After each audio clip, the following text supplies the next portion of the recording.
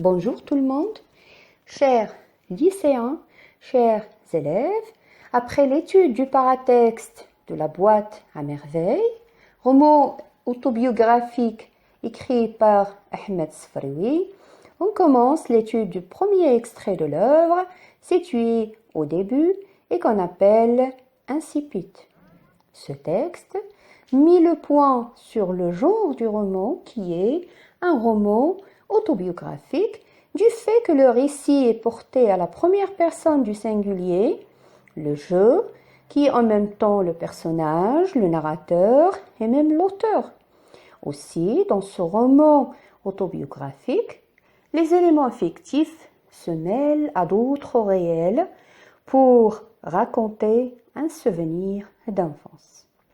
Pour le type de cet extrait, il est narratif, descriptif, vu la dominance des temps du récit, le passé simple pour narrer et l'imparfait pour décrire. Concernant le rôle de l'incipit, il consiste à la présentation de l'espace qui est centré sur Dar Shouafa, du temps qui est ici le soir, mais le cadre temporel général est lié à l'âge de l'enfant qui a 6 ans.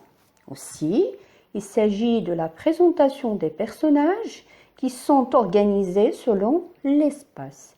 Le rez-de-chaussée occupé par la voyante, le premier étage occupé par Driss L'Ouad, sa femme Rahma et leur fille Zineb, et le deuxième étage est partagé entre Fatma Bziouia et la famille de Sidi Mohamed, l'unique petit garçon de Lalla Zoubida et du Mu'allim Abdeslam.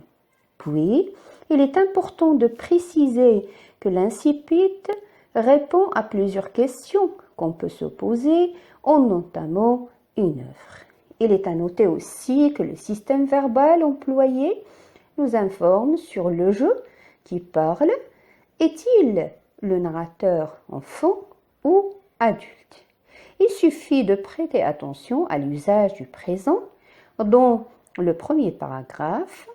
Moi, je ne dors pas, je songe à ma solitude et j'en sens tout le poids. Ma solitude ne date pas d'hier.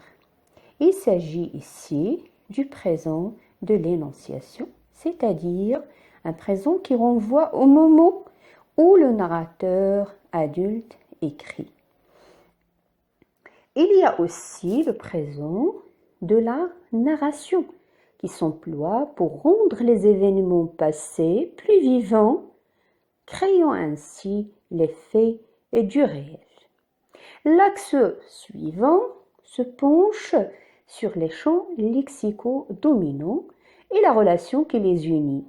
Il est question du champ lexical de la solitude et de la voyance, qui nous laisse déduire bien entendu le thème dominant, qui est celui de la solitude du jeu, objet de sa souffrance qui s'amplifie, c'est-à-dire qui s'aggrave en raison de l'ambiance effrayante qui règne à Dar Shouafa.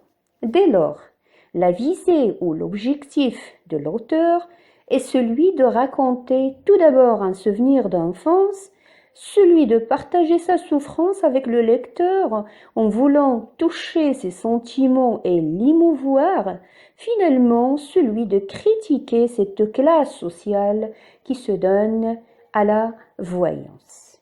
Merci et à la prochaine.